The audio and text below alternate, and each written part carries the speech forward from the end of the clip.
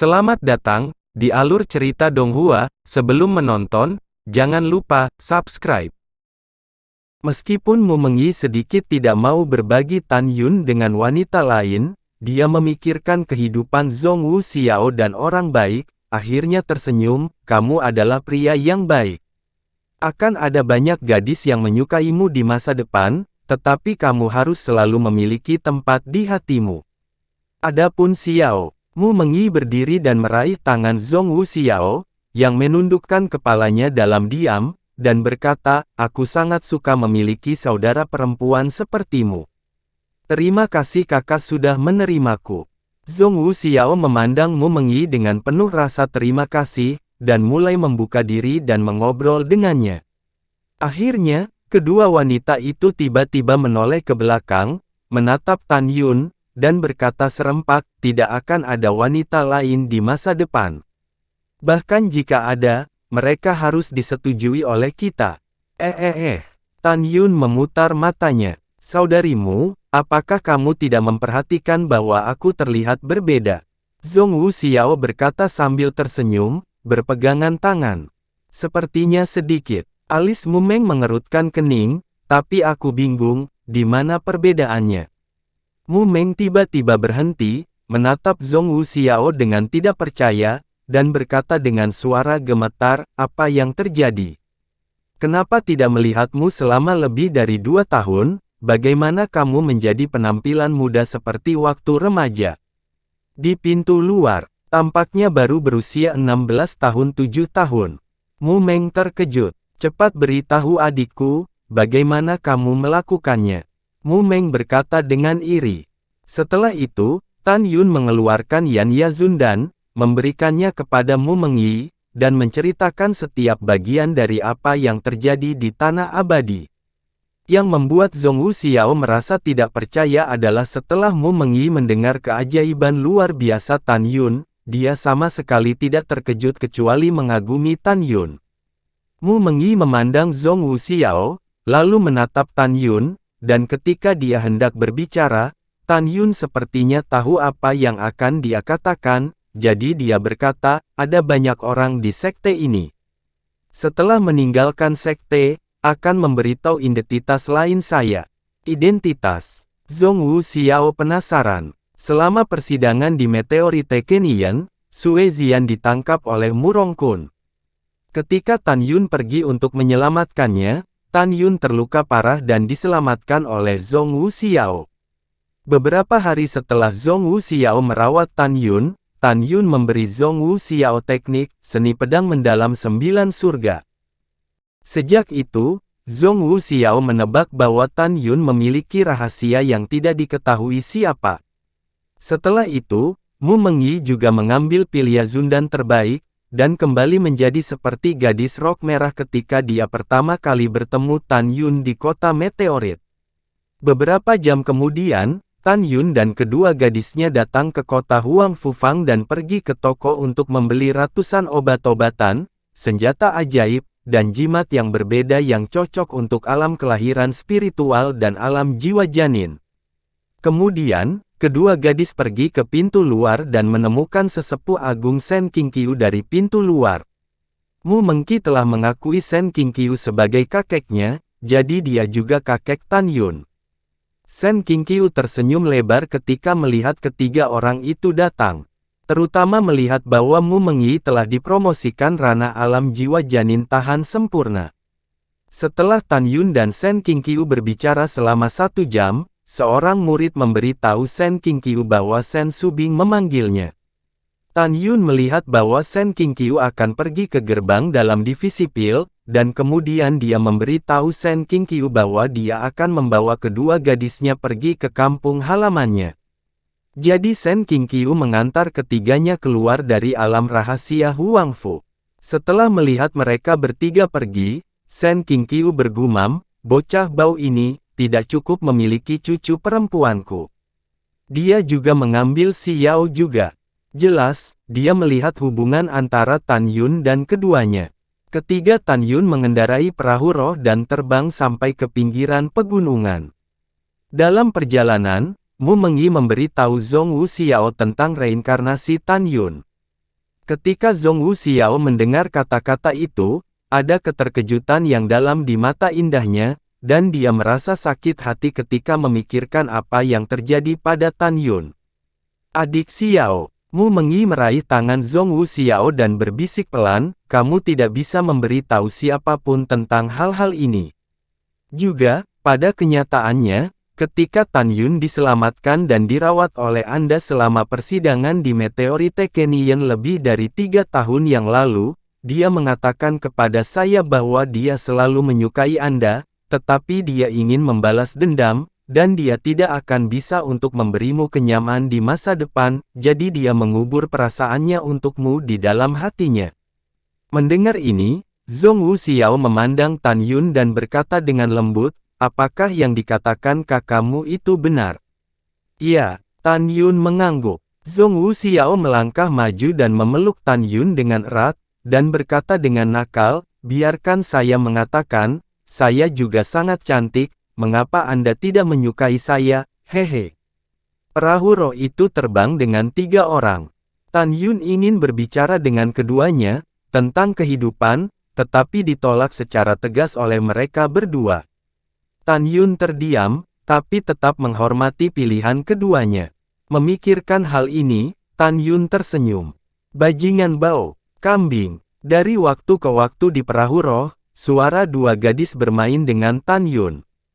Ketika Tan Yun melihat bahwa kedua wanita itu satu hati dan tidak bisa berhasil, dia tinggal sendirian di ujung Lingzhu, tenggelam dalam rencana masa depan.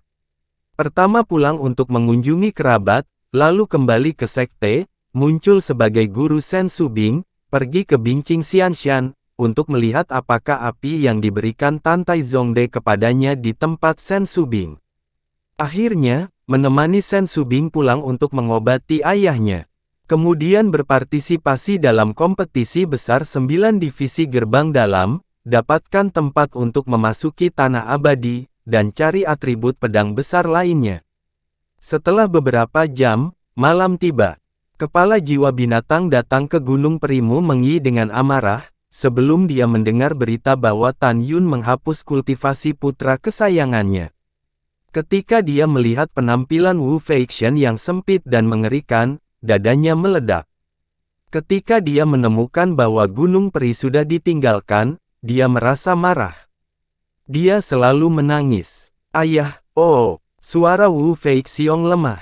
Anakku, siapa yang melakukannya? Katakan pada ayahmu, siapa yang menyakitimu seperti ini? Ayah, ini Tan Yun, tolong bunuh dia untuk membalaskan dendam anakmu.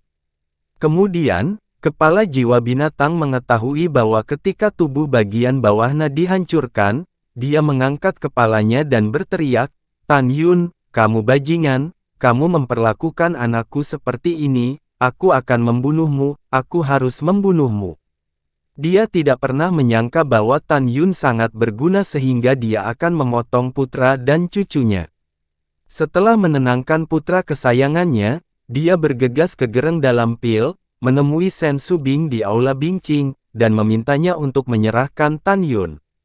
Sen Subing memikirkan kemuliaan yang dibawa Tan Yun untuknya, jadi dia tidak menunjukkan wajah yang baik kepada jiwa-jiwa binatang.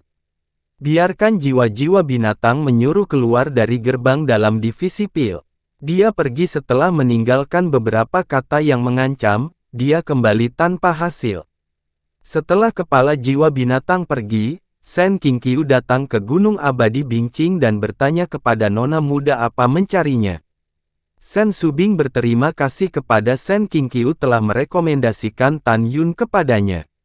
Dia ingin pergi ke pintu luar untuk menemui Sen Qingqiu secara langsung, tetapi dia takut kalau gurunya datang, jadi dia memerintahkan Sen Qingqiu untuk dipanggil dan dimasukkan kembali ke dalam silsilah. Ketika Sen Subing mengetahui dari Sen Qingqiu bahwa Tan Yun membawa pulang kedua gadisnya untuk mengunjungi kerabat, dia berkata, tidak, Tan Yun memiliki banyak musuh, bagaimana jika dia dikejar dan dibunuh dalam perjalanan pulang? Nona, Anda tidak perlu khawatir. Sen Qingqiu, dengan ekspresi terkejut, Nona, Anda tidak tahu, Patriark datang ke gerbang luar secara pribadi kemarin dan bertanya kepada bawahan tua, Tan Yun di mana kampung halamannya. Patriark juga mengatakan bahwa Tan Yun adalah murid Huang Fu Shengzong, dan keluarganya membutuhkan perlindungan. Dia menanyakan alamat kampung halaman Tan Yun, karena dia ingin mengirim seseorang untuk melindungi keluarga Tan Yun. Setelah mendengar ini, Shen Subing merasa lega. Tampaknya Master Sekte sangat menyukai Tan Yun. 6 hari kemudian, ada sebuah desa kecil di pinggiran pegunungan Tianpu. Desa kecil ini dikelilingi pegunungan, adat istiadat rakyatnya sederhana, ratusan gubuk bobrok berdiri bertebaran di lereng bukit. Inilah kenangan Zhongwu Xiao saat masih kecil. Meskipun dia baru berusia 5 tahun ketika dia diselamatkan oleh Tang Xinying, dia masih ingat jalan pulang. Zhongwu Xiao berjalan di jalan bergelombang di pedesaan, dan Tan Yun serta Mu Mengyi mengikutinya dengan bergandengan tangan. Tan Yun dapat dengan jelas melihat punggung Zhongwu Xiao bergetar. Dia tahu bahwa dia menangis dalam diam, memikirkan ayah dan ibu angkatnya sambil menangis. Zhongwu Xiao datang ke pintu kayu yang tertutup. Dia gemetar dengan tangan gioknya, mendorong pintu halaman, menyaksikan pemandangan rumput liar tumbuh di halaman kecil, hatinya sangat sakit. Dia berjalan ke halaman dengan gemetar dan melihat sekeliling ke pemandangan yang familiar. Dia menutup matanya, dan bayangan masa kecilnya muncul di benaknya. Seorang gadis kecil berwarna merah muda, mengenakan jaket merah kecil, berdiri di halaman, menatap sedih pada seorang wanita petani yang sedang memasak. "Ibu, aku lapar. Kapan kita makan?" "Yao Yao patuh, kita harus menunggu sampai ayahmu kembali dari berburu sebelum kita bisa makan." "Mengapa menunggu ayahku kembali untuk makan?" "Karena ayahmu sangat lelah. Untuk memberi makan keluarga kita, dia harus bangun pagi dan pergi berburu di gunung. Jadi, Yao Yao, baiklah, kita bisa makan bersama ketika ayahmu kembali, oke?" "Wow, oke, tapi bagaimana jika aku benar-benar lapar?" "Yao Yao, kamu tidak patuh, ibu akan marah." "Yah, aku akan patuh dan menunggu sampai ayah kembali untuk makan bersama, ibu, jangan marah. Ketika putrimu tumbuh dewasa, dia akan menghormatimu dan ayah." "Oh, anak kecilku sangat baik, sini biarkan ibu mencium." Mengingat ini, Zhongwu Xiao tiba-tiba berlutut di tanah, dan menangis.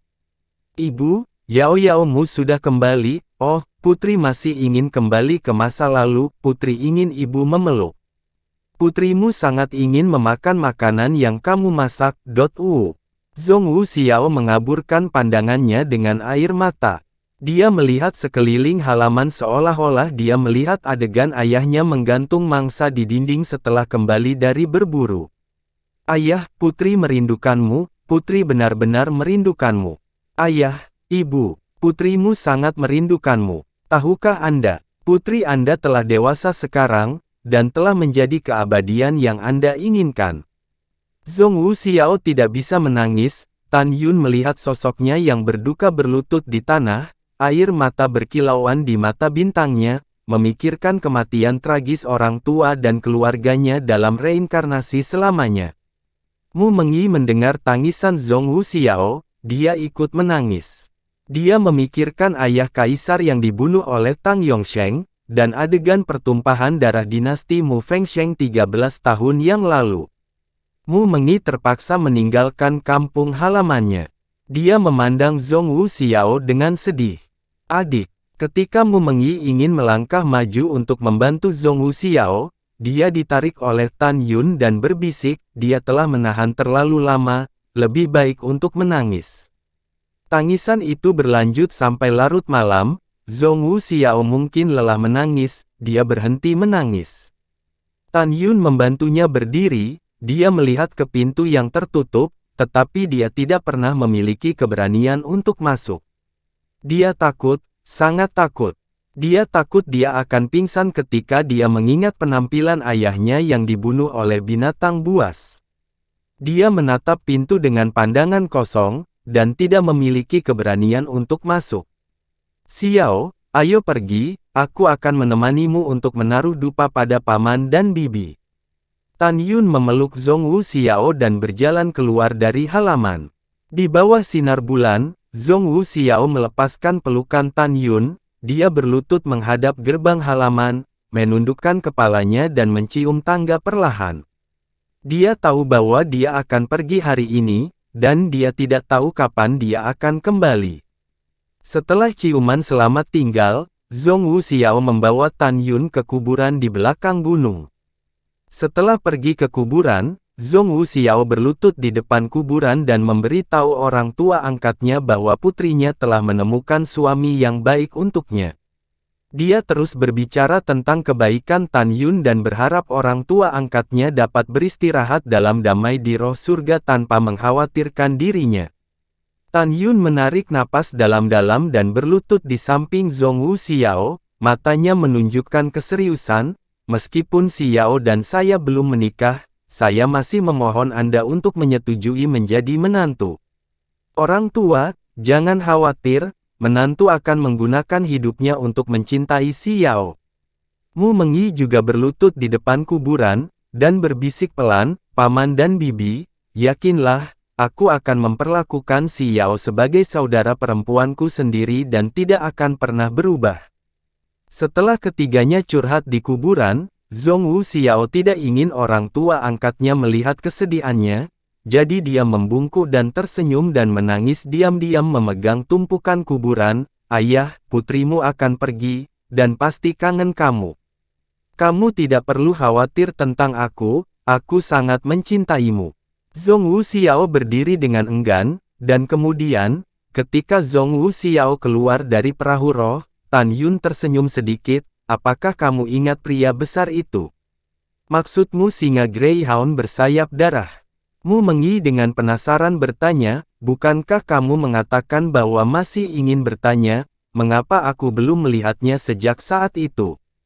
Zhong Wuxiao juga cukup penasaran.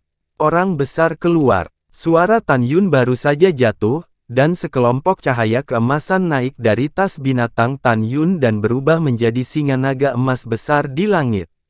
Sayapnya terbentang menutupi langit dan bulan, menghalangi katarsis.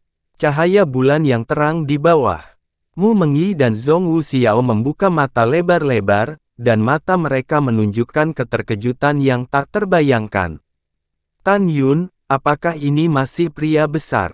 Mu Mengyi bergumam, bagaimana bisa menjadi berwarna emas? Dan nafasnya sangat mengerikan. Iya, Tan Yun. Zhong Wuxiao mengenang, ketika Anda dan singa besar itu menyelamatkan saya di tepi tebing bersalju, dia hanya binatang roh tingkat 1. Mengapa begitu kuat sekarang? Tan Yun tersenyum dan berkata, ini hanya orang besar. Adapun bagaimana menjadi seperti sekarang ini, ceritanya panjang. Saya akan berbicara dengan Anda perlahan-lahan dalam perjalanan pulang. Setelah itu, Tan Yun memimpin keduanya itu naik ke singa naga emas itu. Tan Yun menunjuk ke kejauhan, matanya dipenuhi dengan pikiran, pria besar, ayo pulanglah. Hohoho, singa naga emas tampak sangat bersemangat. Bagaimanapun, itu telah tinggal di keluarga Tan selama bertahun-tahun, dan itu juga memiliki perasaan yang tak terpisahkan untuk kakek nenek Tan Yun. Singa naga emas yang membawa 3 orang, seperti kilat emas besar, menembus langit malam, menghilang dalam sekejap mata. Tan Yun tidak khawatir bahwa kemunculan singa naga dewa akan menakuti orang-orang. Karena kecepatannya sangat cepat sehingga orang-orang biasa tidak dapat melihat penampilannya sama sekali, jadi tentu saja mereka tidak ditakuti. Terima kasih sudah menonton, sampai jumpa di episode selanjutnya. Jangan lupa subscribe, like, dan nyalakan loncengnya. Sampai jumpa.